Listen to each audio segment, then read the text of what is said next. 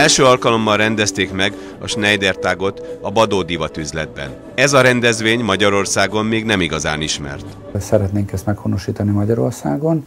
Ugye ez külföldön, Nyugat-Európában már nagyon jól működik, és ezt a hagyományt szeretnénk itt meghonosítani. Ezt Németországban 2005-ben hallottam, hogy kint Nyugat-Európában ez egy bevett szokás, hogy azok a cégek, akik méretre szabott öltönnyel foglalkoznak, egy évben egyszer meghívják az ügyfeleiket, és akkor ilyen különleges szöveteket mutatnak nekik, amikből tudnak választani. Ezeket a szöveteket egy évben egyszer lehet megrendelni, és éppen ezért különlegesek, tehát nincs ilyen minden héten vagy 2 hónap múlva ugyanilyet nem tudunk szervezni. Erre az alkalomra több katalógust is bekértünk, amik itt láthatóak az anyacégtől, az Ermenegildo Zenyától, és ezek a szövetek csak itt elérhetőek Magyarországon, ezen a 4 napon a Badó divatházban. A szövetek annyiban speciálisak, hogy ugye a minőségük az ugyanaz, 100% ausztrál gyapjú, vagy kasmír sejem, illetve van a Microsphere, ami vízlepelgetős, tehát hogyha leöntjük kávéval, borral, akkor nem látszik meg rajta.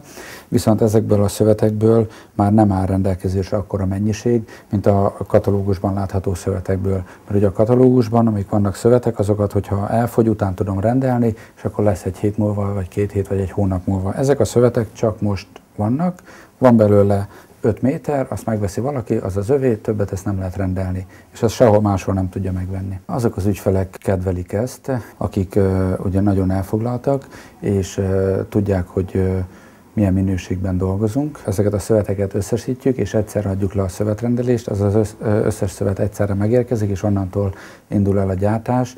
Most érkezési sorrendben előfordult, hogy akár 2 hét alatt is kész van egy öltöny belőle. De ez egy ilyen karácsony előtti kedvezmény.